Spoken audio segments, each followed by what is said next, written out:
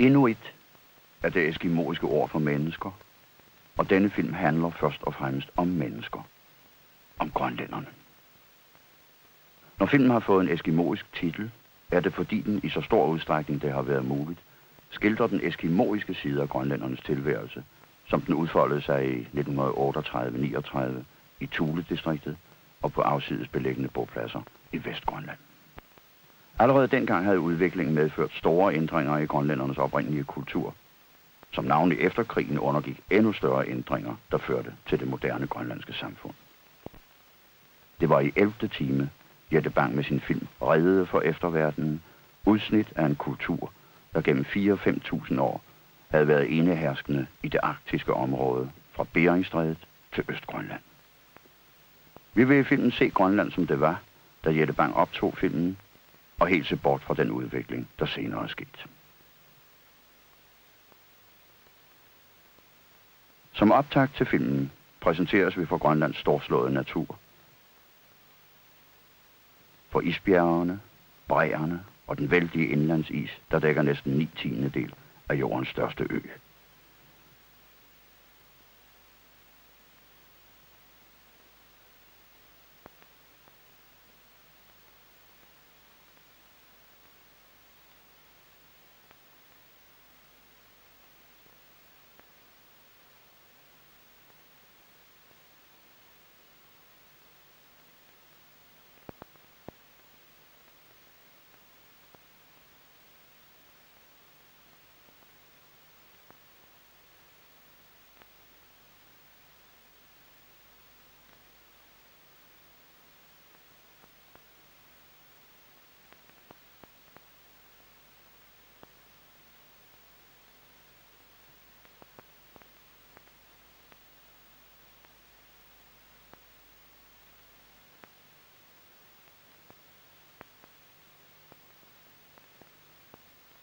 Man har svært ved at forestille sig, at noget levende kan trives i dette istidsland og i de isfyldte fjorde.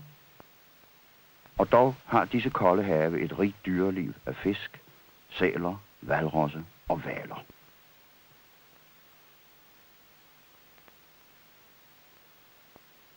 Om sommeren søger millioner af fugle til de arktiske egne for at yngle.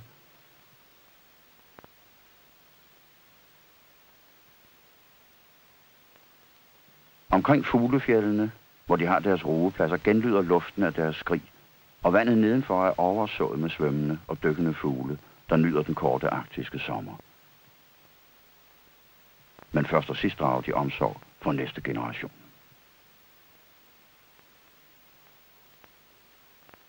Men om vinteren, når sneen dækker landet og isen binder vandene, er der stille i Grønland. Naturen er gået til ro under det hvide tæppe. Kun mennesket hviler ikke.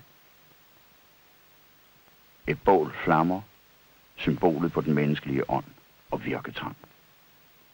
Dristigt har mennesket, eskimoen, taget kampen op mod den barske natur, og ved at udnytte de gaver, han har modtaget ved fødslen, hårdførhed, udholdenhed og snilde, har han overvundet naturen og skabt sig en menneskelig tilværelse.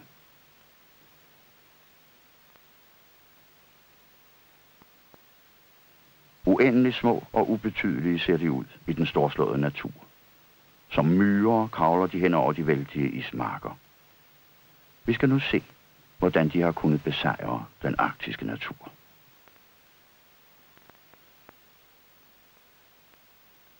Her har vi for det første hundeslæden. Vinterens transportproblem har de løst ved at tage menneskets mest trofaste følgesvend, hunden, i deres tjeneste. Af kvindens pels, der er blåræveskin, ser vi straks, at vi befinder os blandt verdens nordligste mennesker, polar-eskimoerne, der bor i Thule-distriktet i det nordligste Grønland.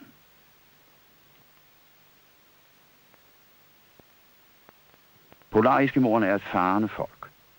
Flere gange om året må de skifte opholdssted for at være der, hvor den bedste fangst er. Rejserne foretages altid med hundeslæde, og da der er slædeført i 8 måneder af året, er det ikke mærkeligt, at polar-eskimoerne er blevet verdens bedste hundekørere. En af de første betingelser for at kunne foretage lange slæderejser er at have velfodrede hunde. Det forstår polareskimoerne til fulde, og derfor findes der næppe bedre slædehunde end i Thule-distriktet.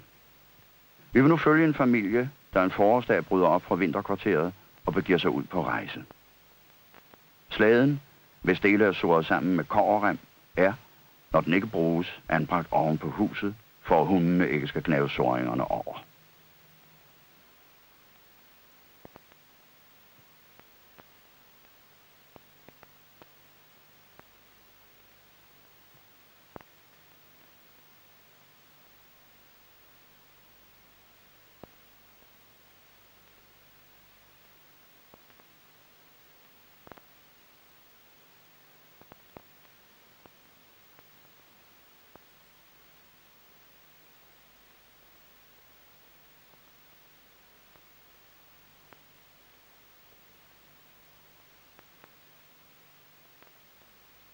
Slæden læsses med stor omhu og såres med stærke linjer.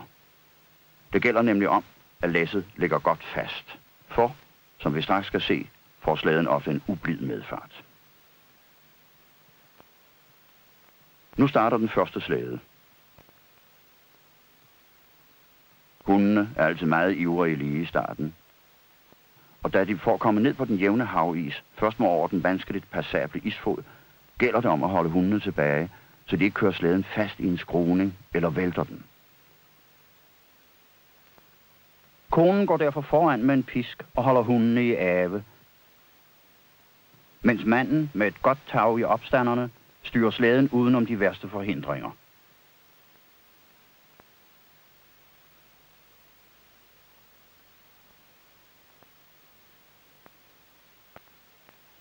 Er de først nede på den jævne havis, får hundene lov til at strække ud.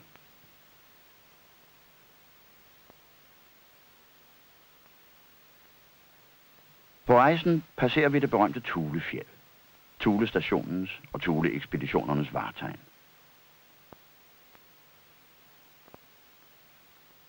Man må endelig ikke tro, at det er lutter behagelighed at rejse med hundeslæde.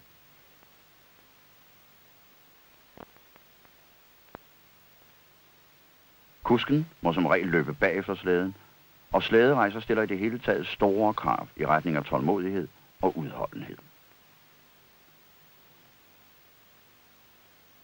Slæderne svinger nu ind over isfoden og op på land. Vi er nået til det sted, der er udset til overnatning. Her er intet boligproblem. Når blot polareskimoen har sin snekniv og sne af passende konsistens, kan han altid få tag over hovedet. Han bygger sig blot et snehus.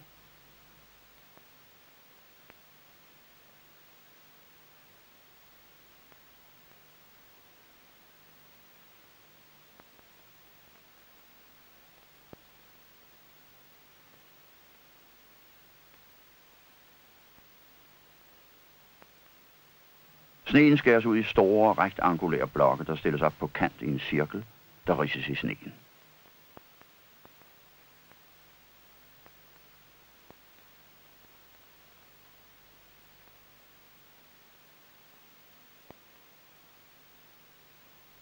Mens mændene bygger, tager kvinderne sig et hvil.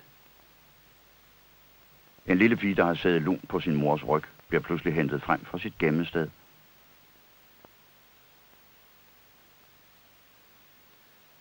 Og en ulykke er afværget. Alt imens går husbyggeriet videre. Sneblokkene bliver sat på plads, skåret skråt af for oven, så muren får den rette hældning. De er nu på anden omgang, der er mindre end den første, og sådan går det videre opad. Snehuset er en af eskimoernes mange geniale opfindelser. Materiale har de altid for hånden, og alt hvad de behøver at medbringe på rejsen er en snekniv, og man forstår, hvad det betyder for et rejsende folk.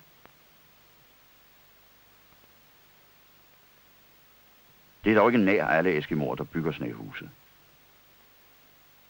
I Grønland er det for eksempel nu kun polareskimoerne, der forstår kunsten. Størst betydning har snehuset for Kanadas centraleskimoer, som ikke har anden form for vinterbolig. Og her har snehuset, som naturligt er, nået sin højeste udvikling. Huset vokser stadig. Blok for øjeste blok, mens snekniven farer glatten hen over kanterne.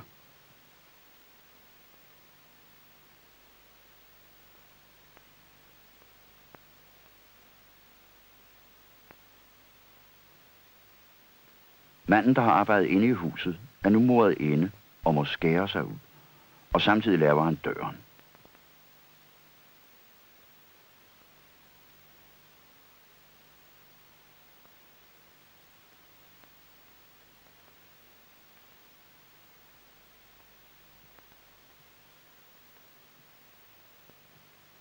Der er nu gået en lille times tid, og huset er snart færdigt til indflytning. De mangler blot at lave en lille forstue. I arktiske egne er brændsel ofte et stort problem. Det problem har eskimoen løst ved at brænde spæk af sæler, hvalros og hval. Det brændes i flade stenlamper med en væge af mos. Men før det antændes, skal spækket bankes for at få lidt tran ud. Lampen brænder med en klar flamme, der både lyser og varmer. Nu er alt i orden til natten, og familien kan tage sin ny bolig i brug.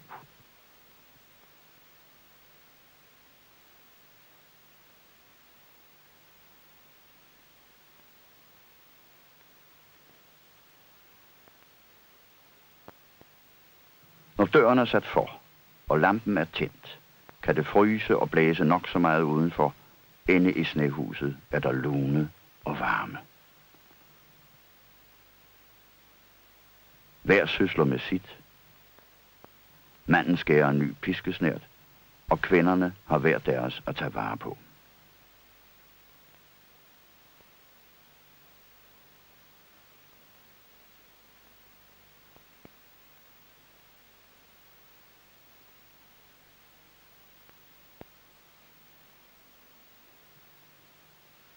Efter måltidet forlyster manden kvinderne med trommedans.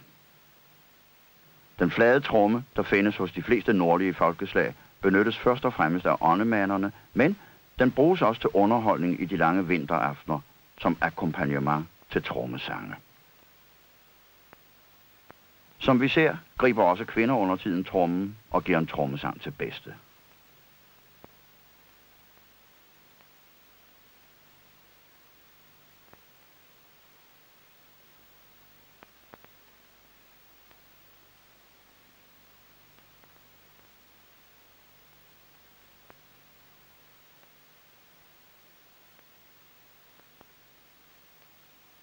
Men vor polareskimoiske familie har en lang og anstrengende dag for sig, så de kryber snart under renskinnene og får sig en velfortjent hvile.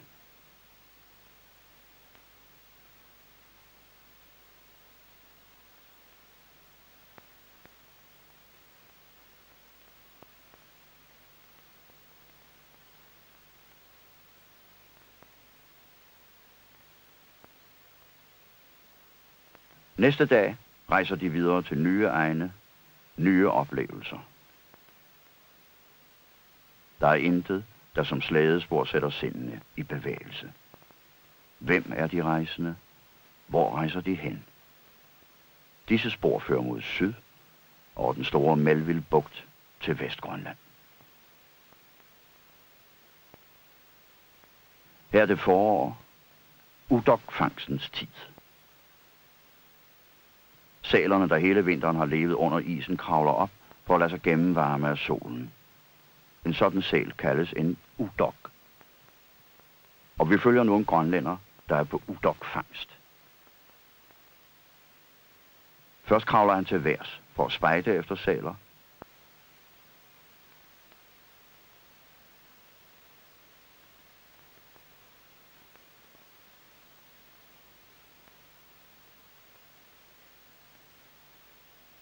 Da han har fået øje på en, gør han sit skydesejl klart. Skydesejlet er en grønlandsk opfindelse. Det består af et hvidt stykke tøj, der er spændt på en lille slæde, på hvilken bøssen hviler. Skjult bag sejlet kryber han nu hen imod sælen. Det gælder om at være meget forsigtig, for sæler er uhyre lydhøre, og der skal ikke meget til, før den lynsnart forsvinder i sit hul.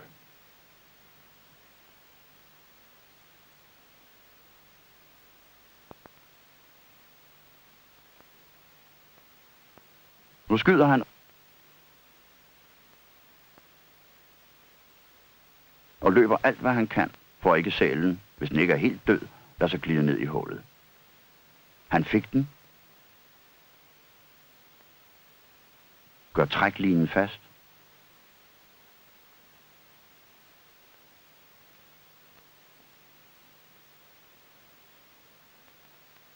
Og slæber nu byttet hen til slæden, hvor hundene utålmodigt venter på ham. De ved, hvad det gælder.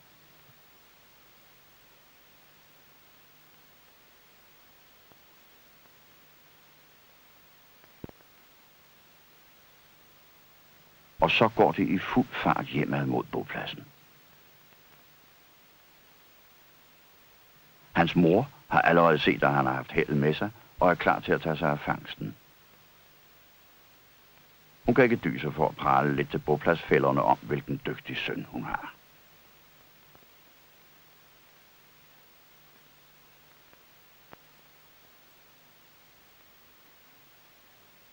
Mandens del af arbejdet ophører, når sælen er bragt hjem. Flænsningen og parteringen er kvindearbejde.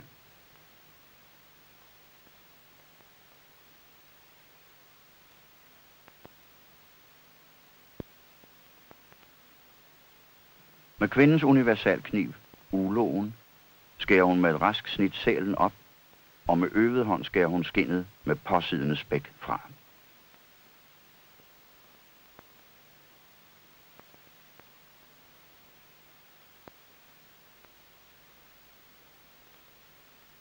Vi forlader nu hende og rykker en måneds tid frem. Isen er brudt op, og kun den tykke isfod hænger tilbage som et minde om den nylig overståede vinter. Med det åbne vand kommer et nyt transportmiddel i brug, nemlig kajakken. Det er ikke helt ufarligt at ro i kajak på denne årstid, hvor et skarpt isstykke let kan skære hul i bådens tynde skinbeklædning. Men grønlænderen er opfindsom. Skal han over en isflage, skubber han en let oppustet fangeblære ind under kajakken, og med den som stødpude får han sin kajak uskat over fladen.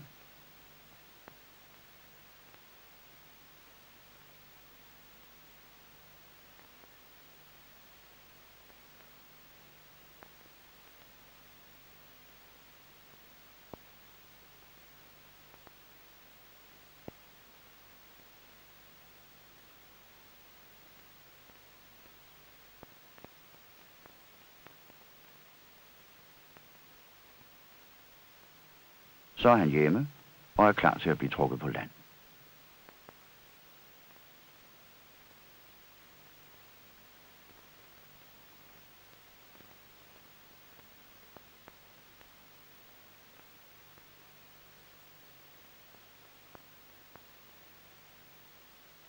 Kajakken er en af eskimoernes mest geniale opfindelser.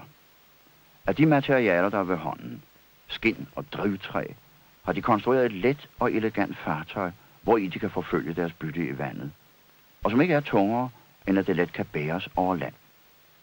Af alle kajakformer er den grønlandske den eleganteste og hurtigste, og ingen steder har kajakroningen nået en større fuldkommenhed end i Grønland.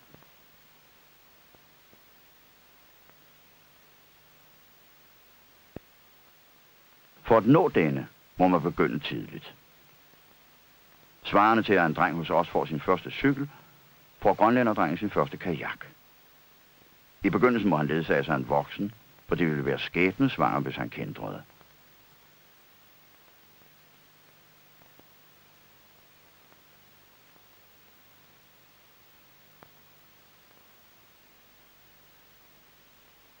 Han skal også lære at kaste med harpun og fuglespyd, mens han sidder i kajakken. Og det er slet ikke så nemt.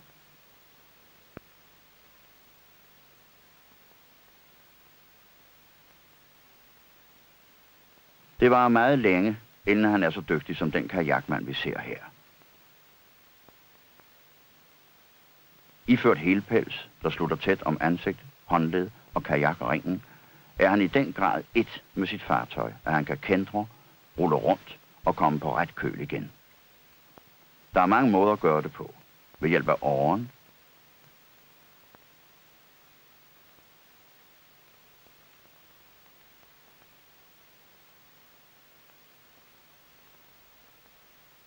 med kastetræet, eller med armene alene. Det er ikke blot en sportspræstation, men det er godt, for ikke at sige nødvendigt at kunne, når man er i høj sø. Efter vinterens ensformige kost sætter grønlænderne pris på lidt forandring. Her er et selskab ude og samle blåmuslinger, som findes i store mængder ved de grønlandske kyster. De koges og spises af skallen.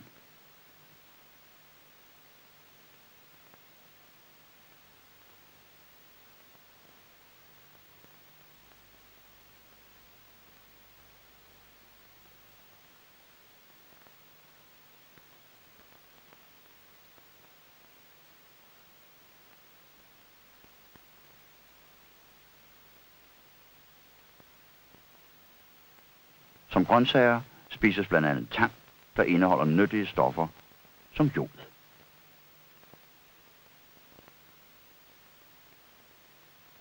Grønlænderne, der hovedsageligt lever af kød, benytter enhver lejlighed til at supplere denne ensformige kost med vegetabilsk føde som bær og urter.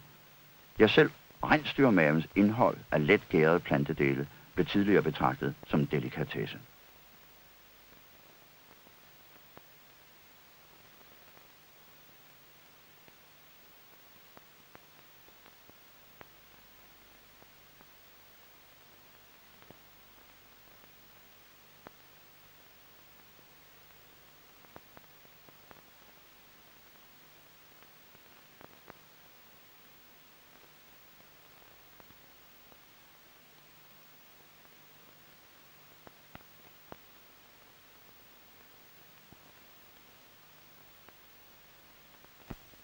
Vi er nu i april-maj måned, og æderfuglene, der for de flestes vedkommende har tilbragt vinteren i Sydgrønland, søger i store flokke nordpå for at ruge.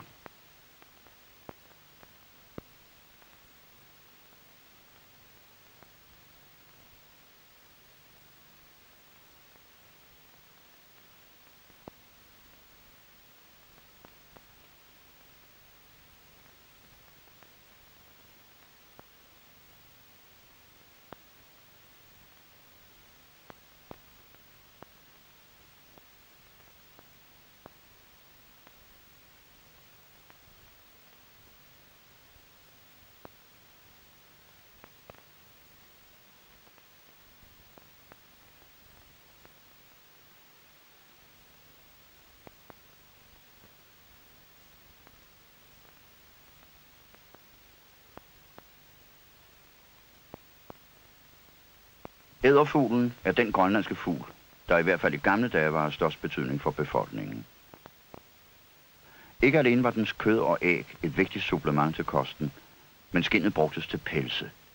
Både yderpelse, hvor fjerene vendte udad, og til undertøj, hvor fjerene vendte mod kroppen.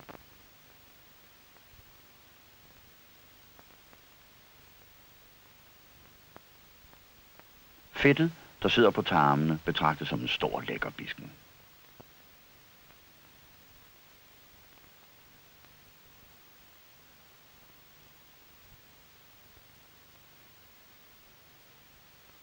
En bjørnespinderlarve.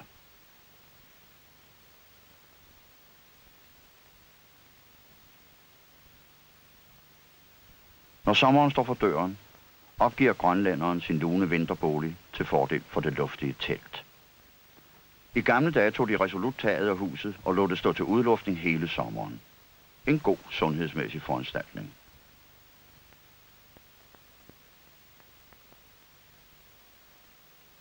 Kvinder, børn, hunde, klæder og boghave læsses i konebåden, og mens mændene ror i deres kajakker, drager hele familien afsted til sommerens glade, ubekymrede teltliv. I Grønland har den såkaldte konebåd længe kun været brugt som rejsebåd. Men oprindeligt brugtes den til hvalfangst, og som sådan bruges den stadig i Alaska.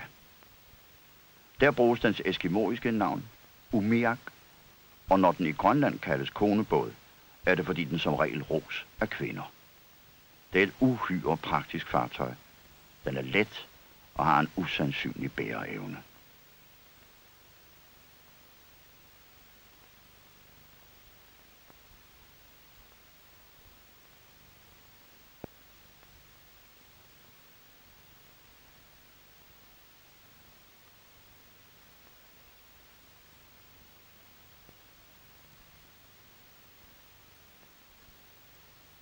Der er næsten ingen grænser for, hvad der kan stues ned i sådan en båd.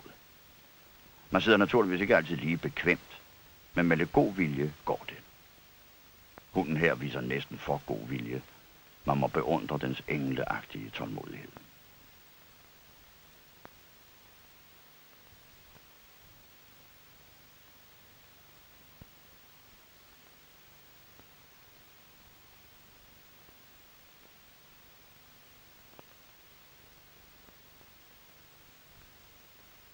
Så er vi fremme ved sommerbopladsen. Hundene sættes i land og bindes straks, for at de ikke skal strejfe om at komme i slagsmål med andre hundespand.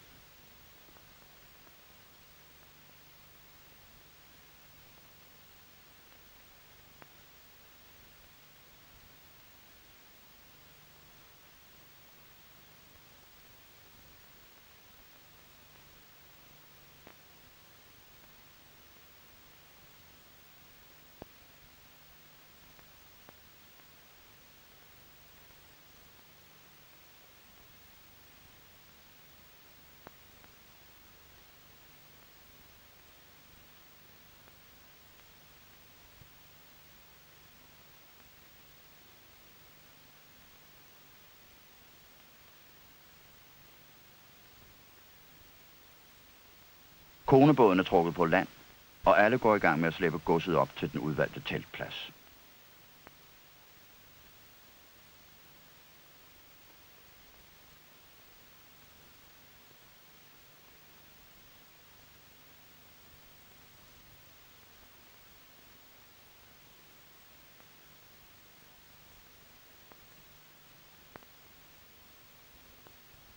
En ung pige har allerede fået tændt bål til madlavning, der om sommeren som regel foregår i det fri. Man sparer på tranen og bruger i stedet lyngris og andet kvæs som brændsel.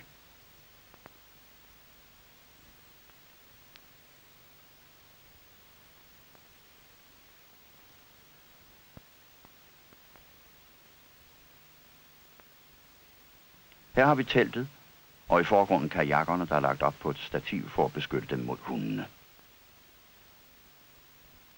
Teltdugen er syet sammen med flere sælskind. Den bæres af flere lange stænger, der hviler mod en dørramme. Her tyrer kvinderne straks ind og tager fat på deres forskellige håndarbejder.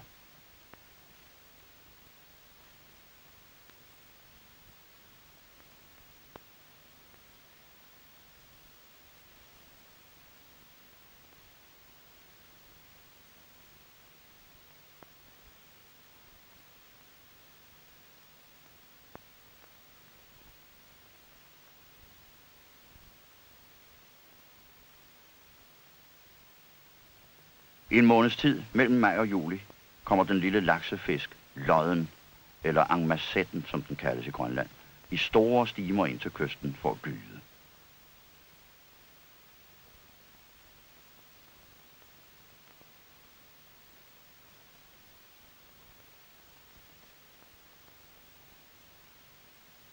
På visse tider af døgnet står den så tæt, at man kan øse dem op med ketcher eller spande.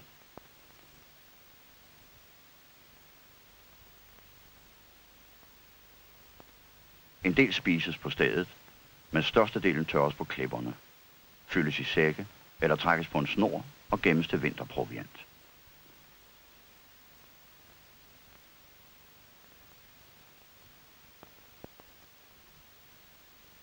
Da angmassetten er af stor betydning som næringsmiddel, og da den kun forekommer visse steder, vælges en angmassetplads altid som i hvert fald en af sommerbopladserne.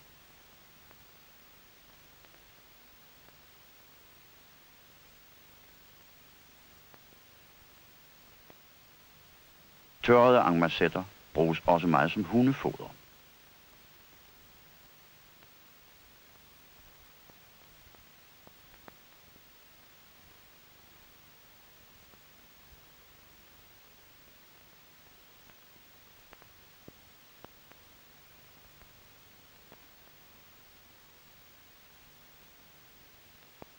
Om sommeren er der i det hele taget rig afveksling på kosten. Er de ved at blive mætte af fisk, kan de spise æg og fugle, som findes i rigelig mængde og i stort udvalg.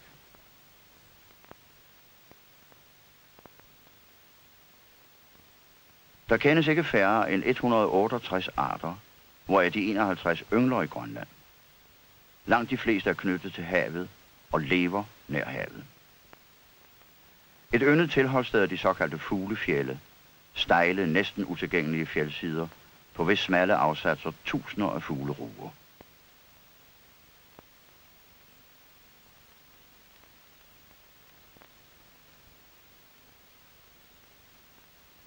Af fuglefjeldenes beboere hører den tretåede måge, eller tataratten, som grønlænderne kalder den, til de talrigste og mest støjende.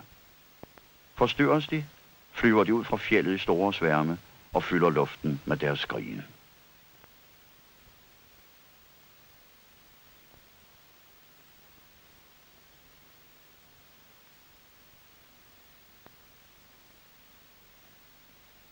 Lokket af rigdommen på æg, begynder en ung grønlænder her opstigningen af den stejle klippevæg. Han er for en sikkerheds skyld et tår om livet, men i øvrigt færdes grønlænderne hjemmevandt i fjellene.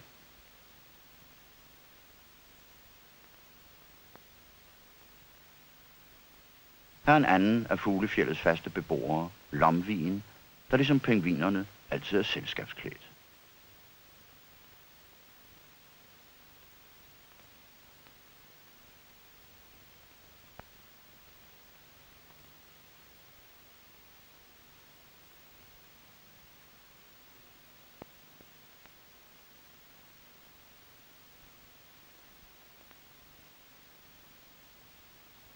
Og her er dens nære slægtning, algen, der også er i kjoler hvidt.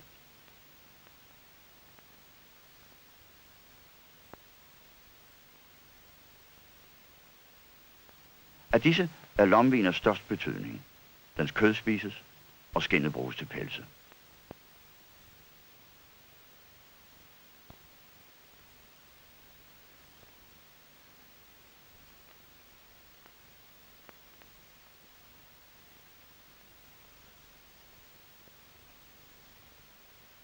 Man må ikke lide af svimmelhed, når man skal samle æg her. Og vi må i den forbindelse også tænke på Jette Bang, der fotograferede ægsamleren.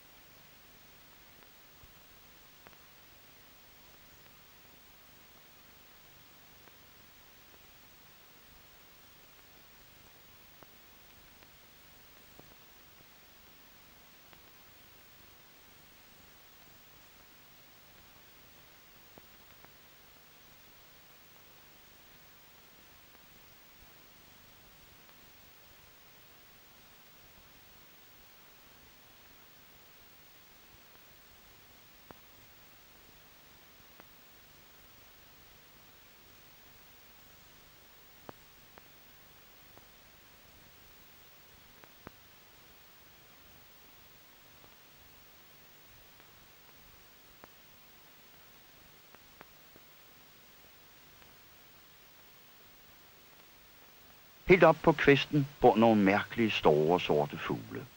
Det er skarvene. De store unger er utrolig grådige, og forældrene er derfor i bestandig fart op og ned for at tilfredsstille dem. Ofte hænger fiskene dem ud af næbet, før de begiver sig på opturen.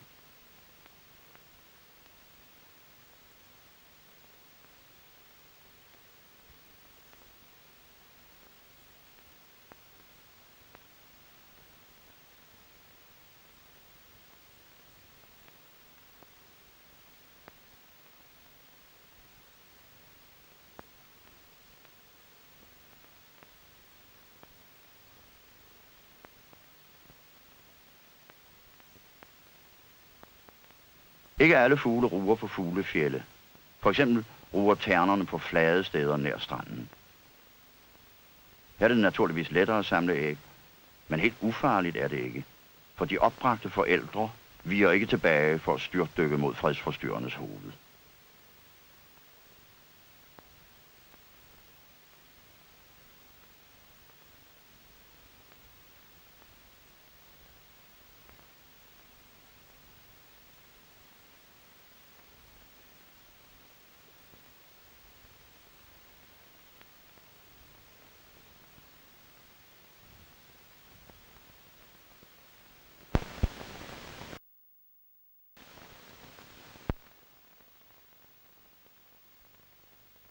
Vi er nu igen på sommerbopladsen, hvor livet går sin vante gang.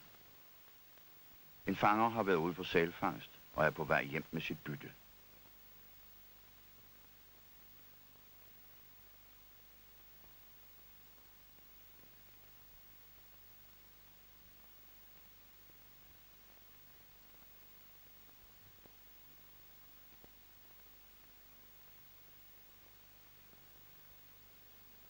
Sælen er med buksertøj gjort fast til siden af kajakken og holdt op af en bukserblære, der er fæstet til dens bagkrop.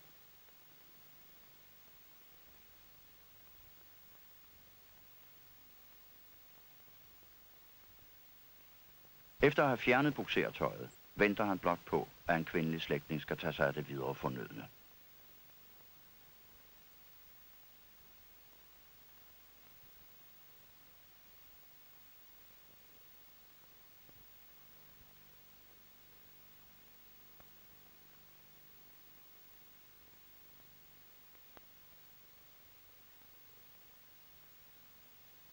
Med sikker hånd skærer hun det fine, lyserøde spæk fra kødet, men lad let sidde tilbage, så det noget tørre sælkød lettere glider ned.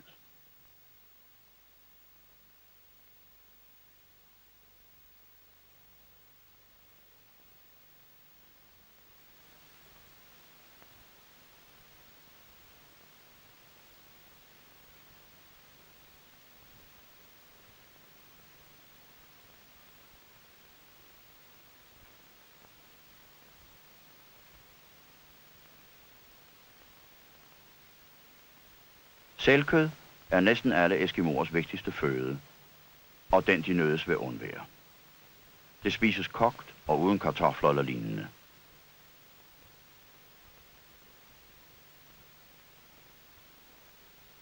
Anretningen er den simplest mulige. Hver får stukket en lunds kød i hånden, og så må vedkommende selv om resten. En kniv er det eneste værktøj, der bruges. Tallerken og gaffel er en unødvendig luksus. Man bruger den femfingrede. Opvasken er derfor ikke noget problem for den grønlandske husmor.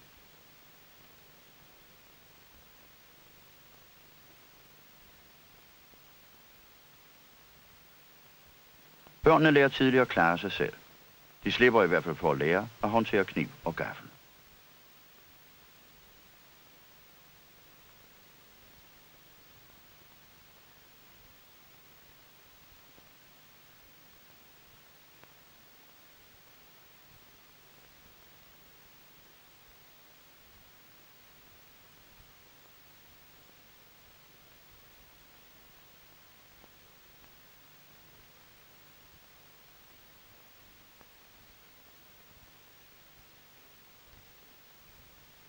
Mens de voksne hviler ud efter måltidet, er børnene, som alle andre steder i verden, straks oplagt til leg. Her er nogle prøver på, hvad grønlandske børn leger. Den lille pige leger, hun er en måge. og synger en lille sang om mågens flugt i luften. Og her er en ny form for en vippe.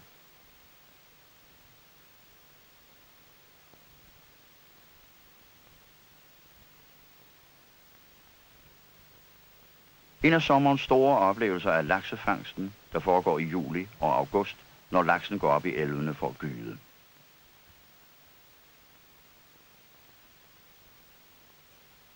Det, der her tale om, er ikke den rigtige laks. Den er sjælden i Grønland. Men fjeldørreden, som er almindelig i Vestgrønland, fra Kap Farvel til helt op i Thule-distriktet. Den kan blive indtil 75 cm lang og veje op til 6 kilo.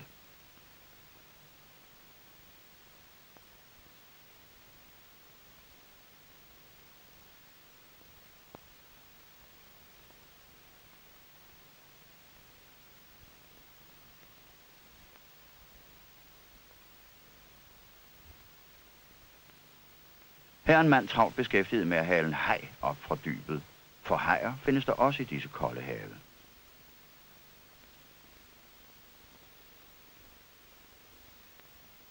Det er havkalen, der kan blive over 5 meter lang, og som spiller en stor rolle for grønlænderne. Kødet bruges i tørret tilstand til hundefoder. Det friske kød er giftigt.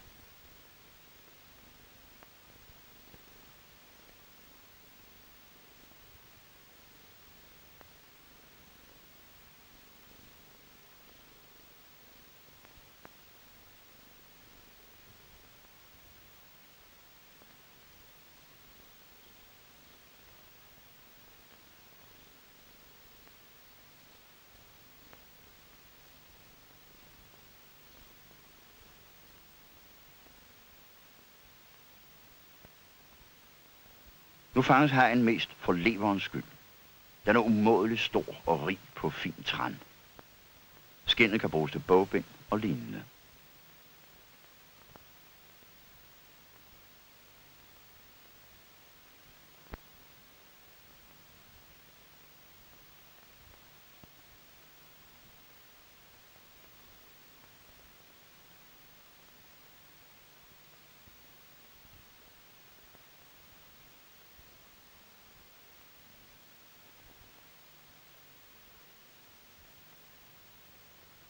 Årets største oplevelse er ubetinget renjagten.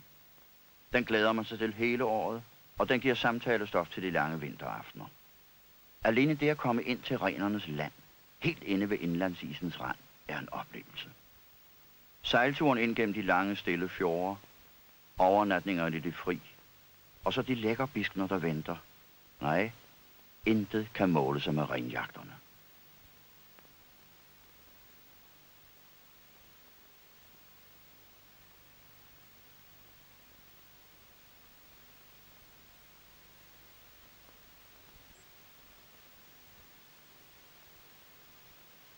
Hver aften gøres holdt for natten.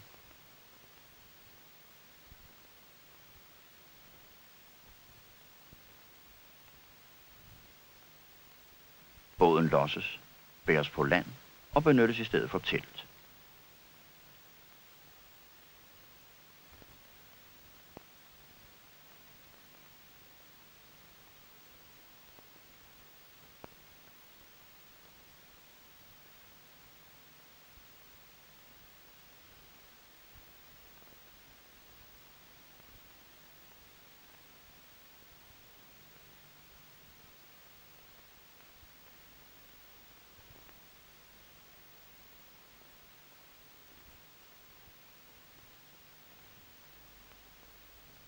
Vi er nu nået så langt vi kan med båden.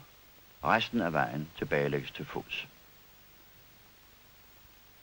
Mændene medbringer deres kajakker for at kunne sætte over floder og søer. De bæres på hovedet, så de har hænderne fri.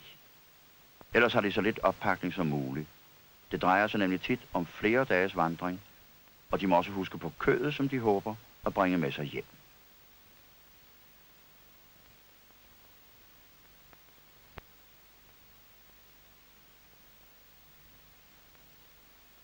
To jægere er kommet dyr på skudhold. Nu knaller skuddet, og en stor buk sejner.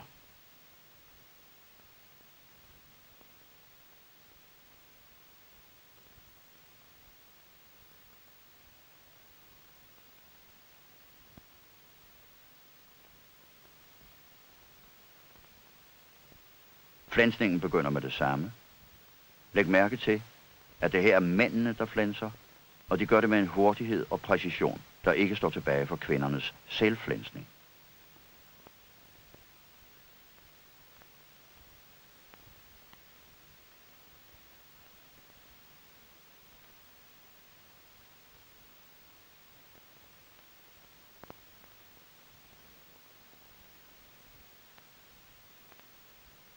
I løbet af et øjeblik er skindet skåret fra, og parteringen af dyret begynder. Der går praktisk taget intet til spilde.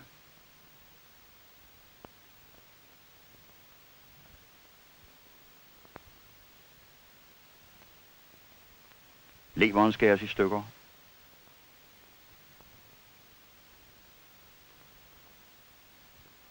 Og puttes ind i vommen, der er tømt for sit indhold.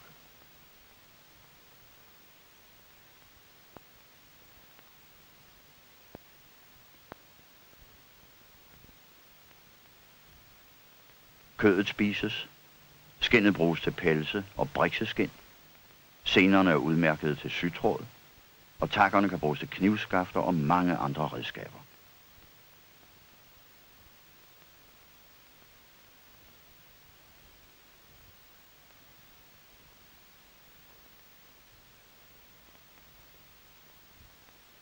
Tilbage bliver kun klovene og lidt indvolde.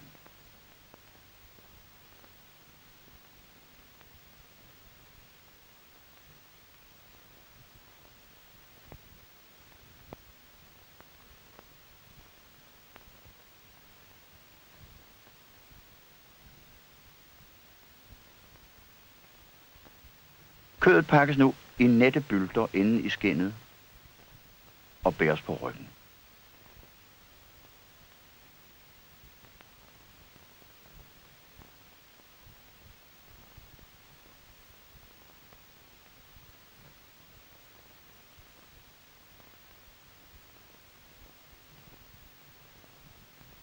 Eskimoerne bærer altid deres byrder hængende i en rem over panden. På den måde kan de bære selv meget tunge byrder over lange afstande. Så begynder den lange vandring tilbage til fjorden. Det går ikke helt så let som på udturen. Alle har jo fået mere at slæbe på. Men alligevel kommer de hurtigt frem med deres karakteristiske, korte, hurtige skridt.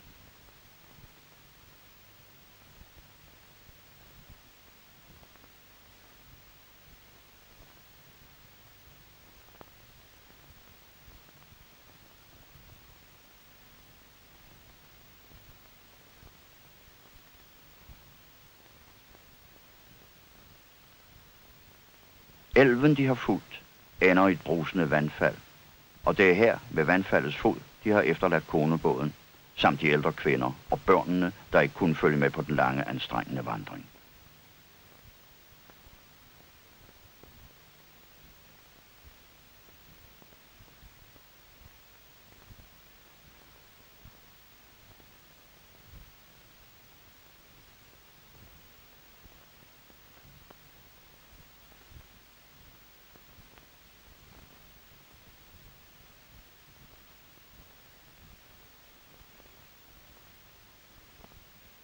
De har boet under båden, der nu bæres ned til sit rette element.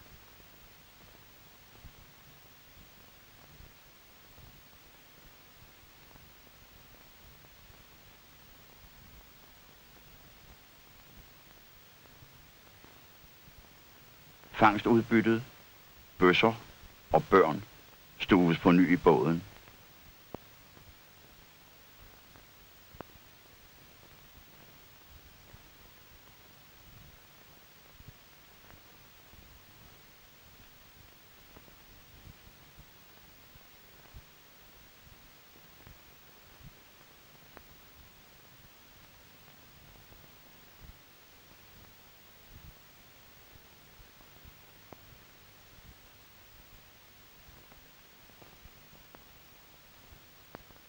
Og så går det atter tilbage til sommerbopladsen.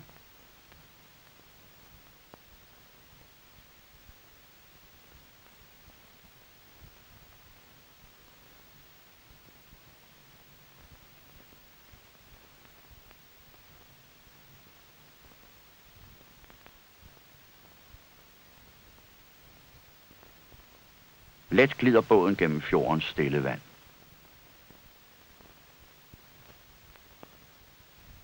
De unge mænd og piger ror med kraftige tag, og man må forbløffes over deres udholdenhed. Når tiden falder dem for land, muntrer de sig op med en lille sang.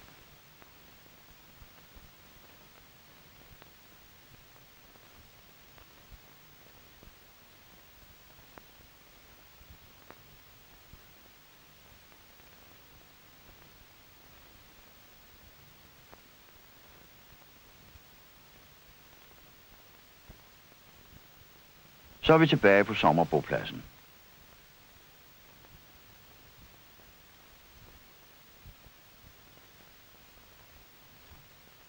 Båden er losset, og på stranden ligger de store bylder af renskind og kød.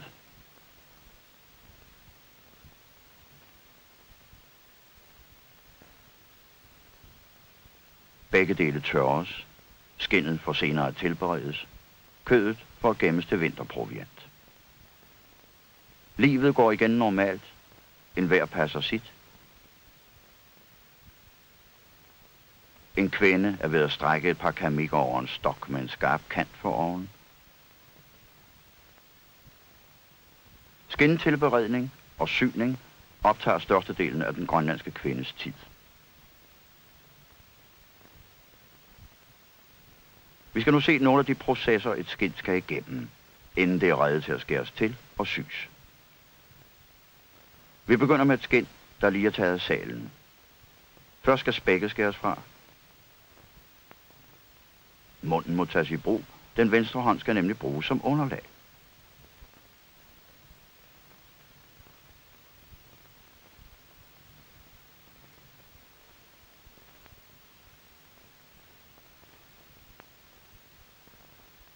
Uloen væsses flittigt.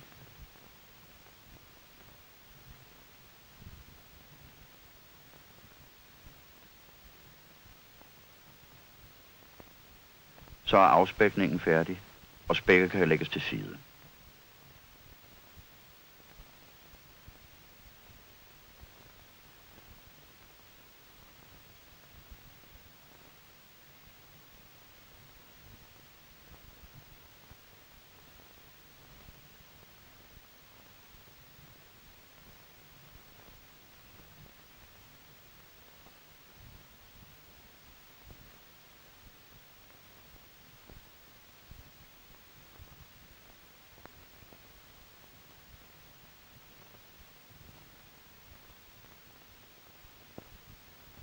Så følger finskrabningen.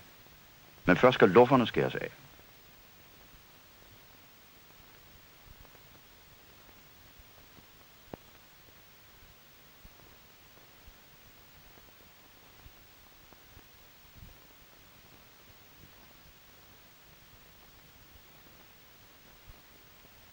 Det hvide fedtlag, der sidder nærmest skindet, og som regnes for en stor delikatesse, også af hundene, skrabes af med en sløv ulo, eller en særlig skraber, samtidig en muslingeskal. Skindet ligger under denne proces på en flad sten, eller en særlig skrabebænk.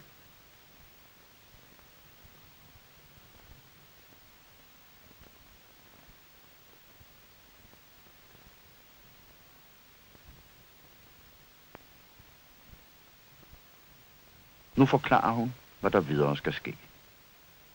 Grønlænderne har meget talende håndbevægelser, og er man ikke særlig stiv ved det grønlandske sprog, kan man få en hel del ud af at lægge mærke til hænderne.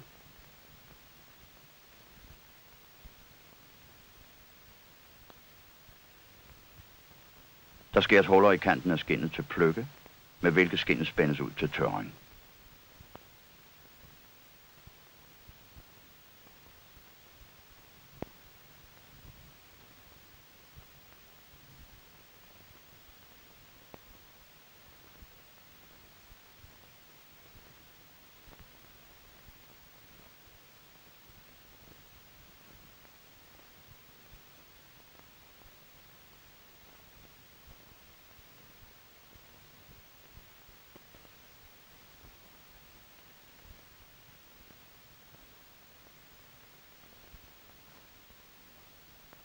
Når det har ligget til tørring nogen tid, gøres det igen vådt, gnides og vaskes i soda og sæbe, I gamle dage i urin. Efter det er skyllet, skal det igen tørres, gnides og blødgøres, før det er helt færdigt.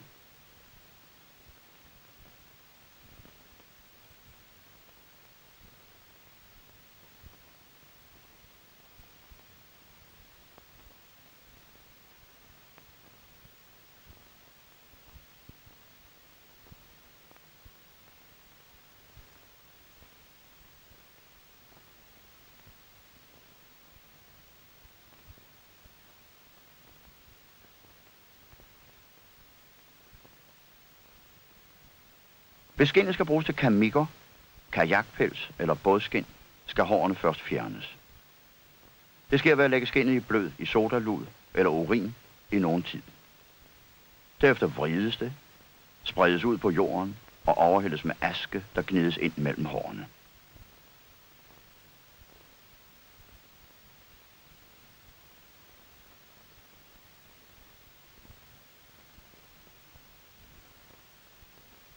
Nu kan disse let fjernes med en sløv kniv. Før det er helt færdigt, skal det vaskes igen, tørres, lægges hen et stykke tid, og til sidst gnides og skrabes endnu en gang.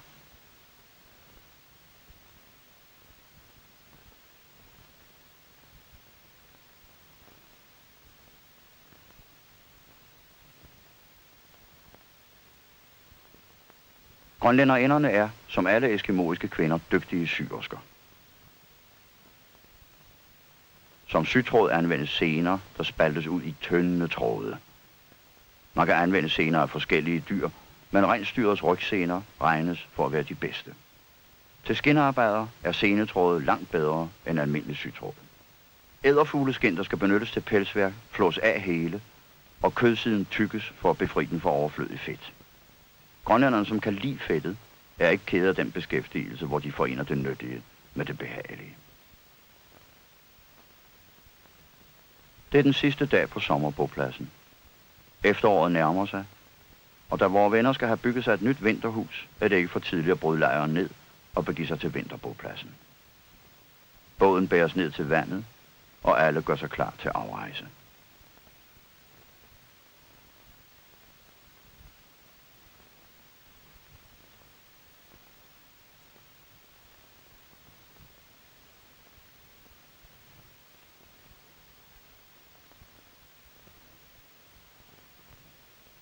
Den lille pige her er parat med sin dukke i rygposen.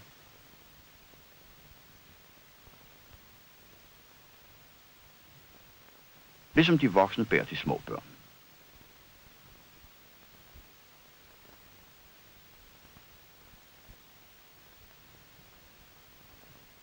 Teltet tages ned.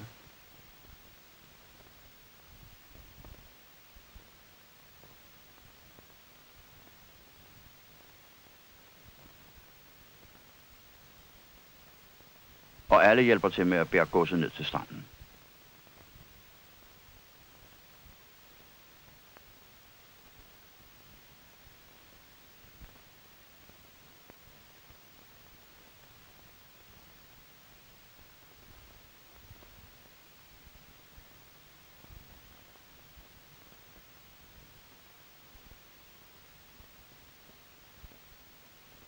Så går de ombord.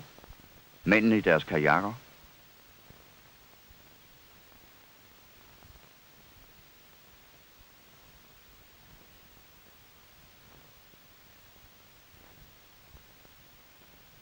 Og så roer de for sidste gang i år bort fra sommerbopladsen.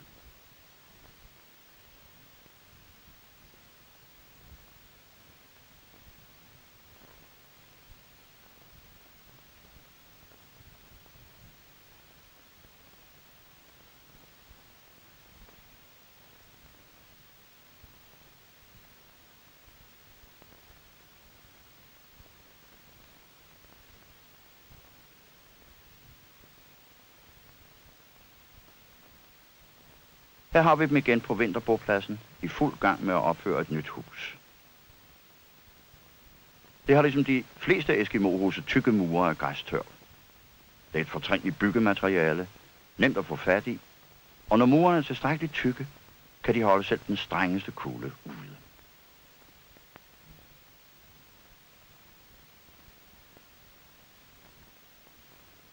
Skal det være rigtig godt, beklæder man det indvendigt med træ eller med skind.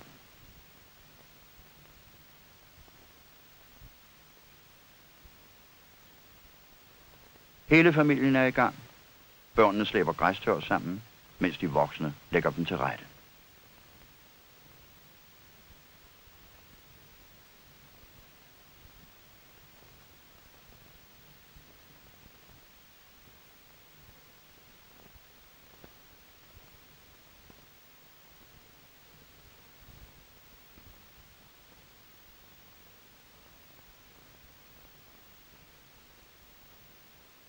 Mens byggeriet står på, er den unge pige ved at lave et vindue til huset.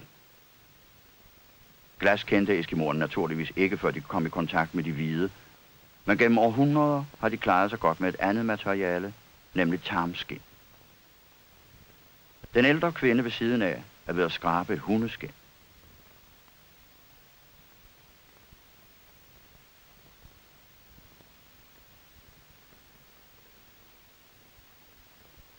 Tarmene, der benyttes til ruder eller tarmskindspelse, bliver først befriet for et ydre tæt lag. Efter at have ligget i saltvand i 5 dage, blæses de op og tørres, så de kan skæres op på langs. Pigen er her ved at sy strimlerne sammen til en firkantet rude. Tarmskindsruden har den fordel frem for en rude af glas, at den ikke iser til om vinteren. Og så skal den selvfølgelig ikke pudses.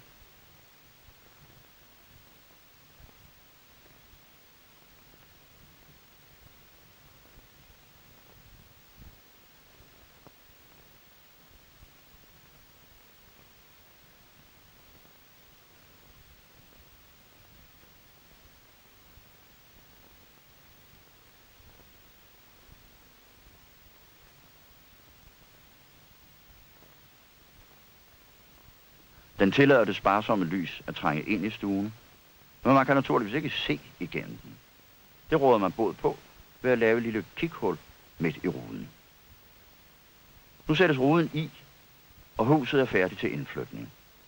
Det er heller ikke for tidligt. Vinteren står for døren. En familie, der har været på besøg, skynder sig at sejle hjem, inden nyisen dannes og standser alt sejlads.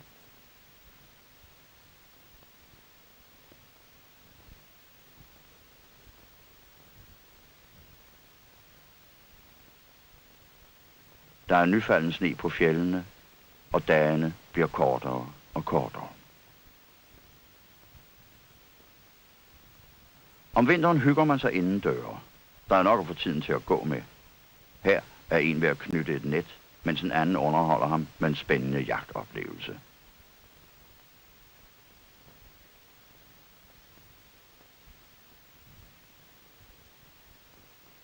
En borer holder i et stykke ben med et drillbord, et af eskimoernes mest benyttede redskaber.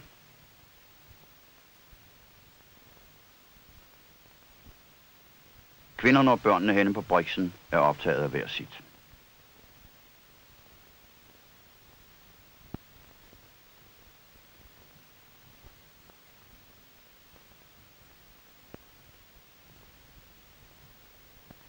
En af mændene er ude at rygte sine sælgarn. Sælfangst med net er den form for vinterfangst, der giver det største udbytte. Garnene, der er 8 meter lange og 3 meter brede, sættes lodret under isen på steder, hvor sælerne erfaringsmæssigt holder til. Sælerne bliver viklet ind i garnet og drukner.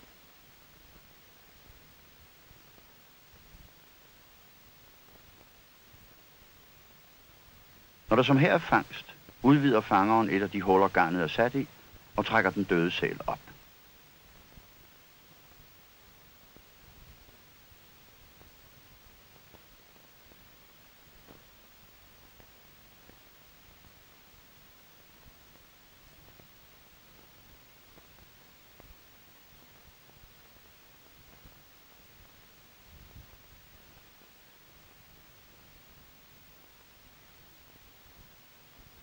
Hjemme i huset har man med spænding ventet hans hjemkomst. En af pigerne har tilsyneladende hørt hundene, for nu styrter alle ud for at se, om fangeren har haft heldet med sig.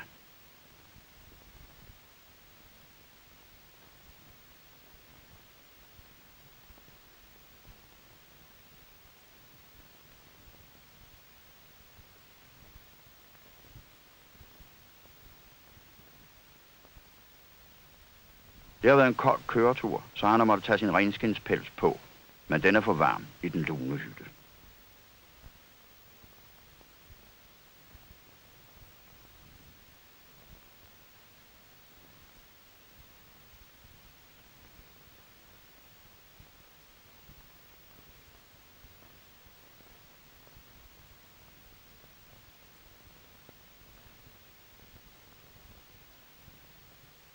Nu fortæller han om turen.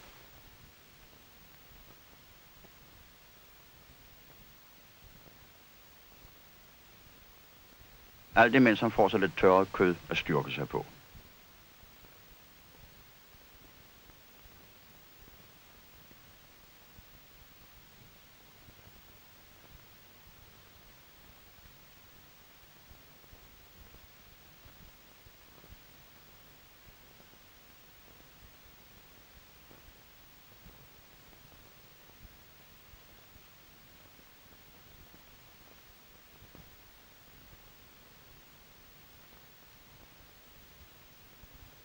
Den unge mand tænker på hundene og giver sig tid til at skære hajkød i stykker til dem.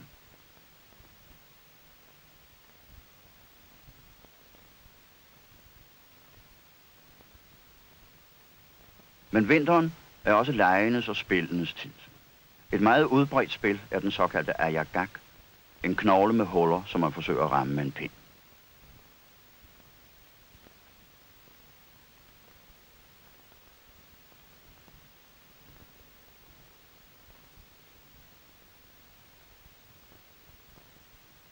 Men i aften er der noget ganske særligt på programmet.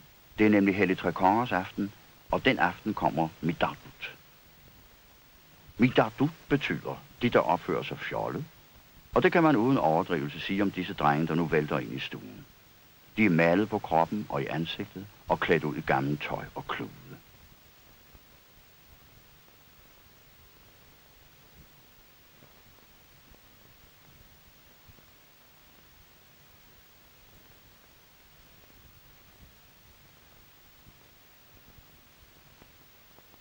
Med en snor er ansigtet forvrænget eller dækket af en papirmaske, og så taler de ikke, men udstøder nogle uforståelige lyde. De forestiller nemlig ånder. I disse Midardut har vi utvivlsomt den sidste rest af fortidens maskedanse, der sikkert især har floreret om vinteren. I Vestgrønland er såvel masker som trommer forsvundet, og maskedanse kendes nu kun fra Alaska. Men endnu lever altså de sidste svage rester af en tid, hvor hedenskabet herskede, og hvor åndekult spillede en fremtrædende rolle i eskimoernes tilværelse. Det er gået i Grønland, som mange andre steder i verden, at den oprindelige religiøs ceremoni overtages og videreføres af børnene.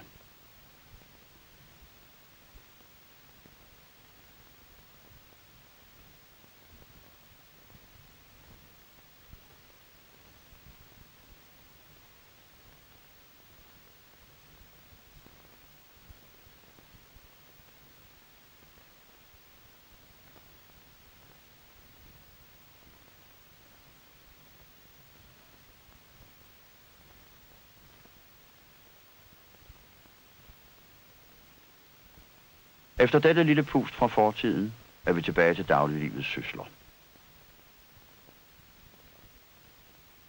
Hver har sin gerning at udføre. Kvinderne har deres sytøj og skinarbejde.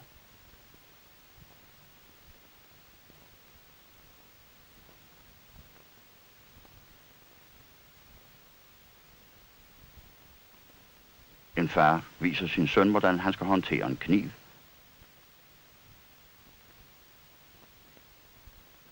Mens de mindste allerede er gået til ro oven på dagens anstrengelser.